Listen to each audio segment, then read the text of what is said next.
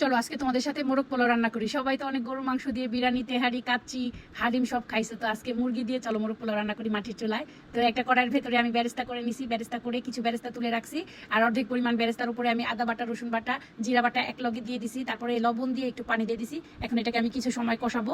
আমার যেহেতু আড়াইটা মুরগি, আমি ওই পরিমাপে মশলাগুলো দিয়েছি। তোমাদের যতটুকু মুরগির মাংস থাকবে ওই অনুযায়ী তোমরা মশলাটা মাপ করে দিবে। তারপর আমি মোরগ পোলাওয়ের একটা প্যাকেট মশলা দিয়ে দিলাম। রেডি প্যাকেট মশলা দিয়ে রান্না করলে আমার কাছে খুব সহজ লাগে, আর টেস্ট আমার কাছে সেমই লাগে, বাসায় মশলা তৈরি করার মতো সেম।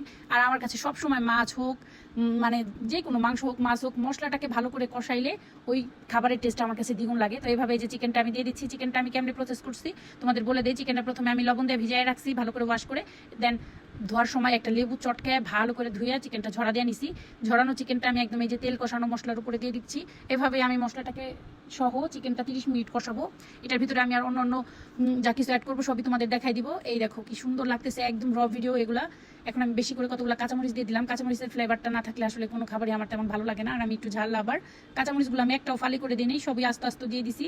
এটা আমি বেশ কিছুক্ষণ এইভাবে লাইরা চাই, এখানে আরো অনেক কিছু অ্যাড করবো, তোমাদের সাথে সবই শেয়ার করবো আস্তে আস্তে। এই তো দেখো কি সুন্দর হয়ে সেদ্ধ হয়ে যাবে। এখানে কিন্তু কোনো পানি অ্যাড করা যাবে না, মানে পানি অ্যাড করার কোনো প্রয়োজনই নাই। মাংস থেকে প্রয়োজনীয় পানি বের হবে ওগুলা দিয়ে, আর তেলের মশলার ভিতরেই আস্তে আস্তে কষাই ফেলতে হবে।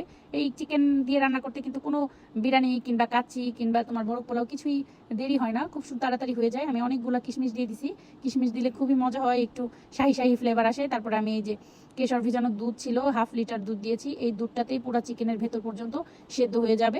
এভাবে প্রায় 30 মিনিট আমি এটাকে সুন্দর করে কষাবো। এটা যখন একদম তেল উঠে যাবে তখন আমি এটাকে নামায় রাখবো। এই যে দেখো আমি আরো কিছু বেরেস্তা উপরে দিয়ে দিলাম একদম সুন্দর করে। এই তো কষানোটা প্রায় শেষ পর্যায়ে, আমি নামাই ফেলছি চুলা থেকে নামাই এভাবে আমি রেখে দিছি। এই দেখো গ্রেভিটা একদমই শুকায় অল্প হয়ে গেছে। আমি একটু গ্রেভি রেখেছি কারণ আমি রাইসটা একটু কম চাল দিয়ে পানি দিয়ে সেদ্ধ করেছিলাম। কম পানি দিয়ে সেদ্ধ করাতে চালটা একটু আস্তে আস্তে রয়েছে। আমি চাচ্ছিলাম এই গ্রেভিটা আমি পুরো ঢাইলা দিই। প্রথমে আমি একটু রাইসগুলো সরাই নিছি, এখন আমি পুরো চিকেনটা দিয়ে দিচ্ছি। রাইস আমি কিভাবে করেছি তা তোমাদের সাথে শেয়ার করা হয়নি, আমি বলে দিচ্ছি। আমি একদম চালটা ভালো করে ওয়াশ করে ঝরা দিয়ে রাখছিলাম, তারপরে আমি করেছি কি তোমার সেদ্ধ পানি বসাই দিছি আর লবণ আর কিচ্ছু না, সে তার উপরে আমি চালটা দিয়ে দিছি। আমি এই গ্রেভিতে যতটুকু অয়েল ছিল সেইটা দিয়ে পুরো মোরগ পোলাওটা রান্না করব। আমি একদম এইভাবে সব মাংস ঢাইলা দিয়ে, অনেক কিছু স্কিপ হয়ে গেছে কারণ একা একা দিয়েছি, তো যখন মাংসটা ঢালছি পুরো ঢাইকে দিয়েছি, এটা স্কিপ হয়ে গেছে। হাঁড়ির নিচে একটা তাওয়া দিয়ে তারপরে আমি একদম দমে দিয়ে চলে গেছিলাম 30 মিনিটের জন্য। 30 মিনিট পরে এসে আমি এখন দেখবো এটার কি অবস্থা। আমি জানি এটা একদমই সুন্দর হয়ে হয়ে আছে। এখন তোমরা দেখবা যে এত সিম্পল রান্না আমি যখন এটা উলট পালট করবো এটার লুকটা কি আসে। খুব সহজে কিন্তু অনেক রান্না হয়, কিন্তু এত মজা হয়। এটা একদম পারফেক্ট ছিল, আমি তোমাদের দেখাইতেছি। তোমরা শুধু নিচ থেকে যখন আমি তুলবো কালারটা দেখবা এত সুন্দর হয়েছে।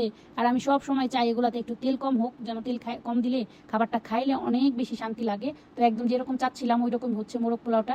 ফাইনালি আমি অনেক দিন পরে এসে বাসায় কিছু রান্না করলাম। আমি এতদিন পরে বাসায় কখনোই যাই না। আব্বা আমার জন্য হলেও আমি মানে খুব তাড়াতাড়ি বাসায় যাই, 2-1 দিন থাকি কিংবা 2-1 ঘন্টা থাকি চলে আসি। কিন্তু এবার আমি প্রায় 2 মাস পরে বাসায় গেছি। আমার খুব খারাপ লাগতেছিল যে এতদিন পরে কেন আসলাম। সব আম শেষ হয়ে গেছে বাসায়, ছাদে কত আম ঝুলে ঝুলে ছিল, কোনো কিছুই ভিডিও তোমাদের সাথে শেয়ার করতে পারলাম না।